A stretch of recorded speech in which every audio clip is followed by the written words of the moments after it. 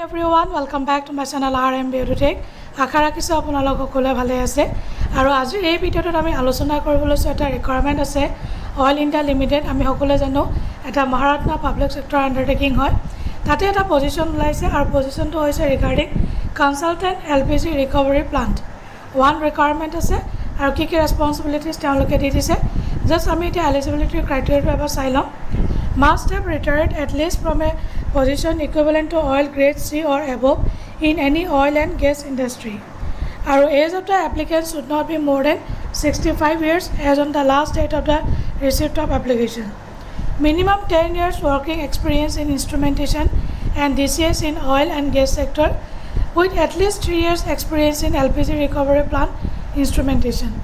Knowledge of policies, safety protocols, statutory regulation and industry standards pertinent to oil and gas sector in India. তেওঁলোকে initially period of contract 6 months or extendable কৰি গৈ থাকিব by another 6 months up to a maximum period of 1 year depending upon requirement of the company. প্ৰথমতে 6 months লব তাৰ পাছত আকৌ এবাৰ ছমাহ তেওঁলোকে এক্সটেন্ড কৰিব আৰু maximum তেওঁলোকে 1 year লৈকে দিব 1 year পিছত তেওঁলোকে requirement যদি থাকে আকৌ দিব আৰু প্লেস অফ পোস্টিং হৈছে দুলিয়াজান আসাম যিসকল ব্যক্তি ৰিটায়াৰ্ড হৈ আছে তেওঁলোকে আছে ঘৰত বা এতিয়া জব কৰিব বিচাৰিছে তেওঁলোকৰ কাৰণে ধুনীয়া এটা সুবিধা আৰু মান্থলি অনাৰেৰিয়াম দিব 50000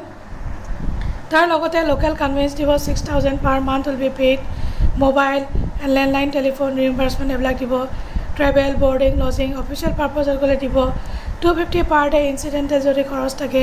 paid leave 20 days for 1 year engagement that is 10 days for a period of 6 months normal যিখিনি কোম্পানী হলিডেজ থাকিব একেৰি আৰু incumbent would work in line with the regular executives of the company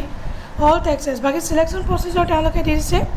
personal ইন্টাৰেকশন কোনো TA দিয়ে তেওঁলোকে নিদিয়ে একমোডেশন provide নকৰে নিজে একমোডেশন কৰিব লাগিব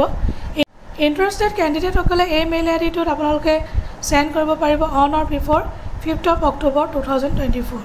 and the shortlisted candidates will be informed through email through আপোনালোকক ইনফৰ্ম কৰা হ'ব আৰু পাৰ্সোনাল ইন্টাৰভিউ হ'ব তো আপোনালোকে 5th October 2024 ৰ আগত গোটেইখিনি এপ্লাই কৰি লব থ্যাংক ইউ সো মাচ যদি ভিডিওটো ভাল পাইছে চাইটা লাইক কৰি দিব শেয়াৰ কৰিব নাপাহৰিব আৰু যিমান পাৰে সিমান শেয়াৰ কৰি দিও লগতে মোৰ চেনেলটো সাবস্ক্ৰাইব কৰিব নাপাহৰিব thank you so much bye bye take care Jai Hind